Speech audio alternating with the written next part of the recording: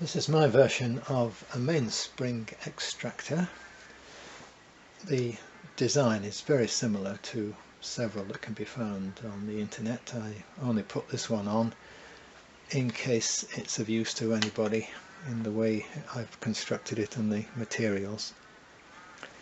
I'm no expert in this. In fact, this is the first time I've done this, so I have to give full credit to the people who've already gone before me with their ideas. The base is 3/4 18mm ply. It's 13 1/4 by 6 inches. These measurements are not critical, but it'll help if you're making your own. On it are mounted two 18mm ply plates.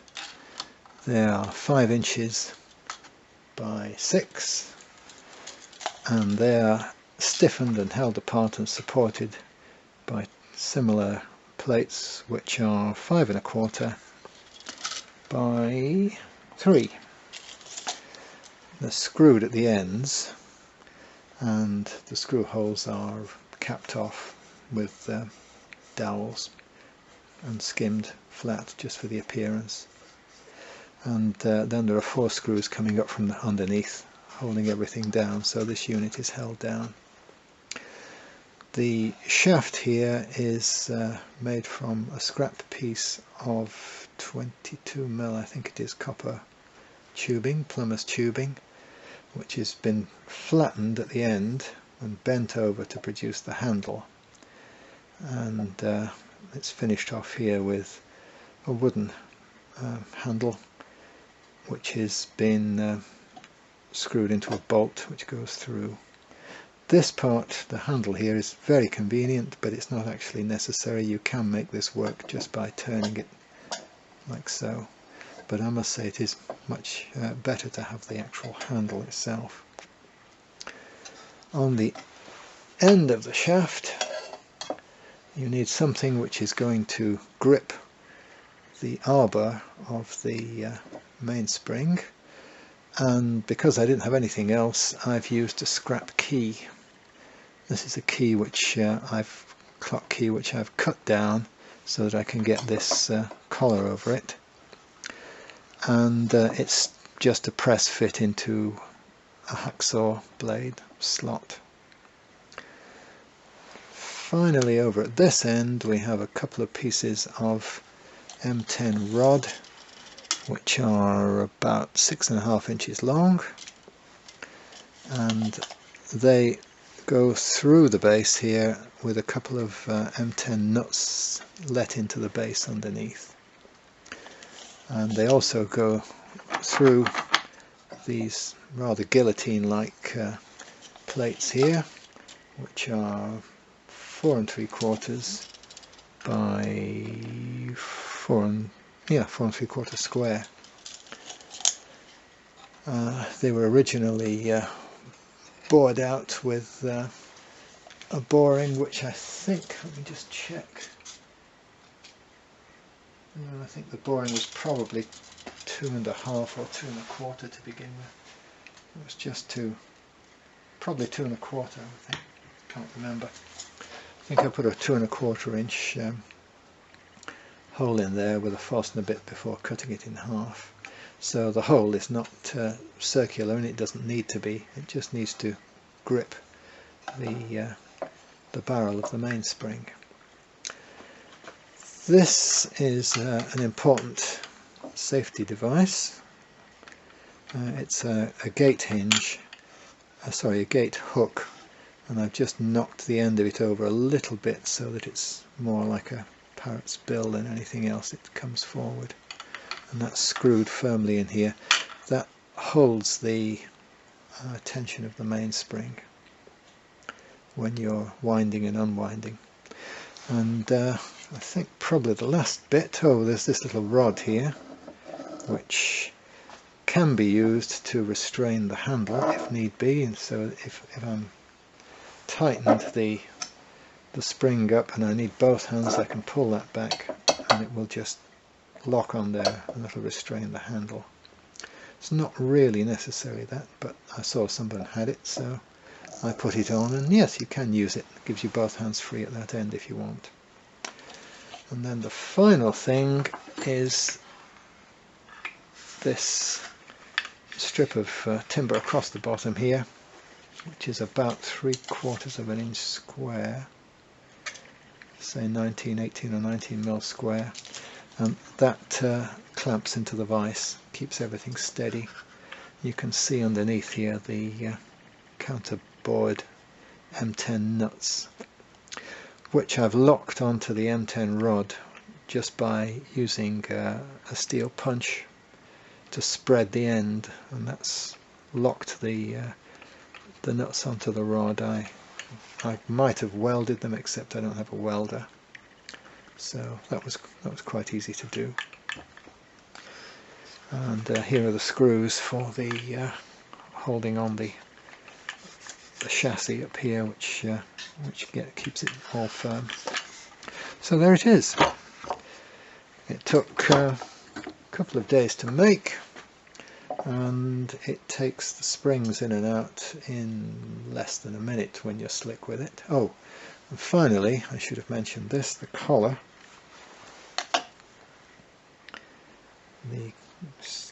Hoping that the camera will focus on it. The collar is again a piece of scrap copper tubing, plumbing tubing, and it's quite a big diameter, this one. This is 1.5 inches, and I've cut a slot out with a hacksaw. It's identical to the ones which professionals use.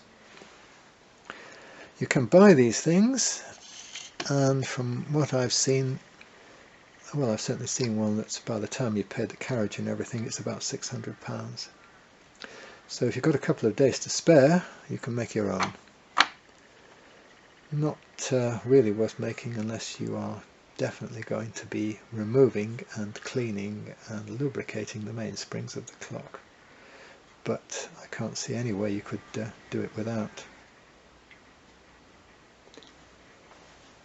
So firstly, to extract the spring from its barrel, you need to take off the top, pry the top off with a small screwdriver under the notch there, and then you put the barrel into the clamp and firm it up with the wing nuts. Doesn't have to be very tight. And then, having put on the collar with the slot facing forwards, the old key, which forms the end of the shaft here, contacts with the winding arbor, and that enables you to tighten the spring. Keep a finger on it if it tries to escape, which this one is trying. Once it gets fairly tight, then you can slip on the collar with the slot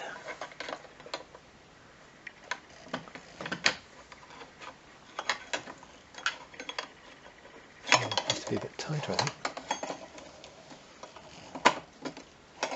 The slot has to go on in such a way that it goes around the position where the spring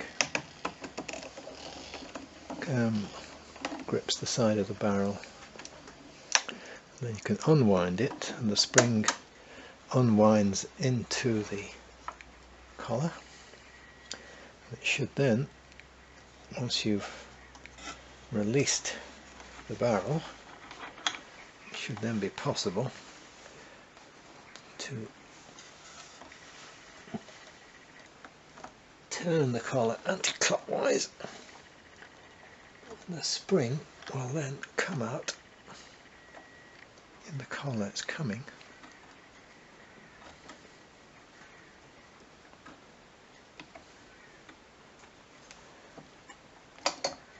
And there it goes.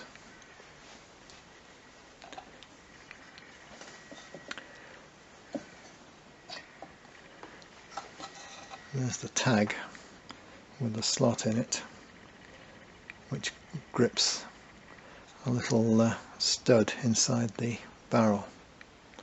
Now we need to get the spring out of the collar, so you can reverse the position of the barrel, grip it again with the thumb screws, place the collar so that its shaft goes in the hole in the barrel. Once again, the end of the old key grips it, and you need now to secure the spring, which is where this gate hook comes in. The gate hook secures the spring, and again you can tighten everything up.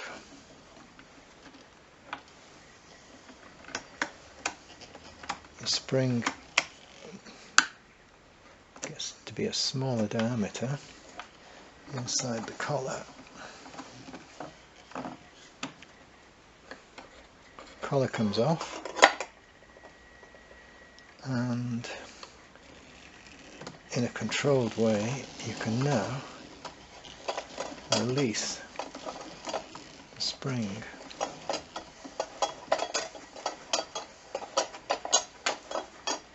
There it goes. Undo the hook.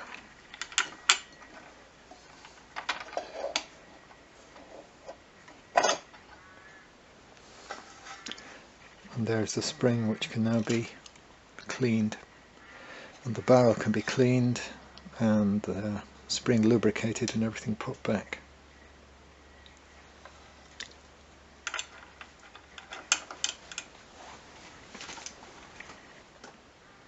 After cleaning and lubricating the spring, it's necessary to insert the arbor the correct way around, which in this case is like that. You can tell which way around it goes. It has a little notch which is going to pick up with the slot on the spring like that. Then you need to insert the barrel with the teeth facing outwards. Clamp it down as before.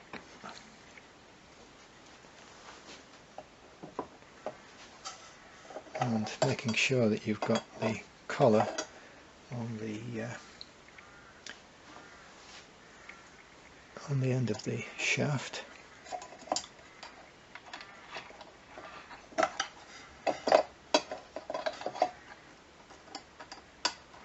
Line everything up like so. So now the spring can be turned, and you secure the end of the spring with the hook. And then wind it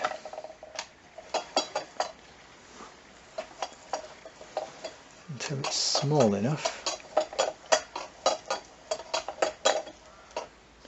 to slip the collar on. You can then unwind it. Don't have the collar too far around one way, because this part of the spring which projects out has to be forced into the barrel. So you can turn the collar anti-clockwise a little. Now the spring is expanded inside the collar. It's possible now to take everything out and swap the barrel around.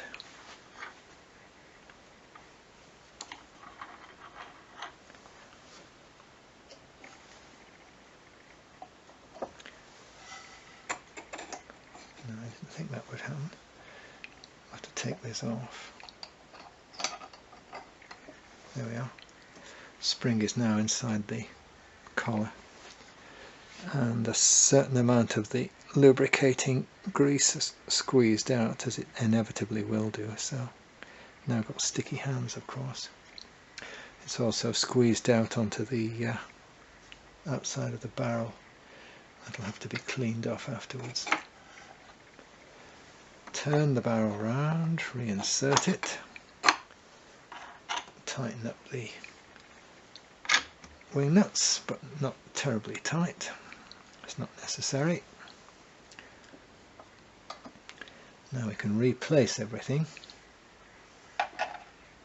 Oh, I should have said before putting the barrel back,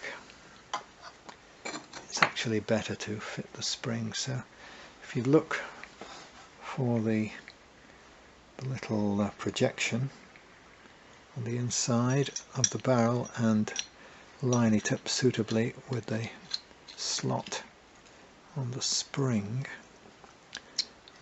get the arbor through there, and nope, it's missed it. Turn it round again.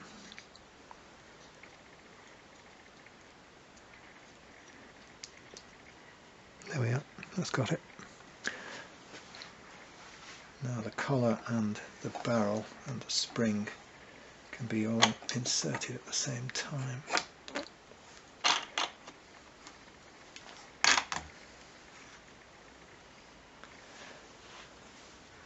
Just wipe the worst of it off, the worst of the grease off the fingers.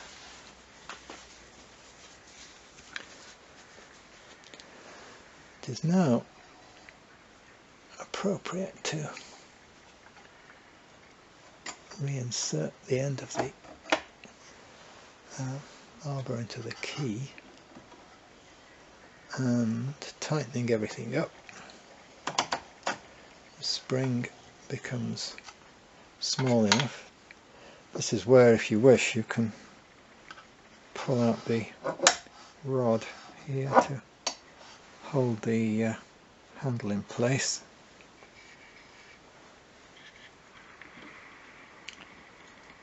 Like that. So the handle is now held with the rod. It's not really necessary, the rod, but I suppose it's there in case you need it. And then we can remove the collar and unwind the spring, which then will expand into the barrel.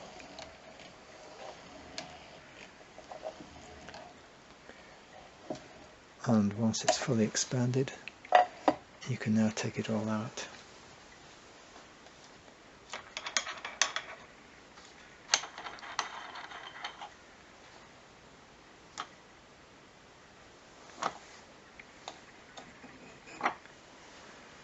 And there we are.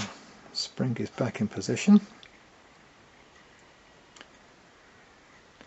And you just need to put the top now back onto the barrel.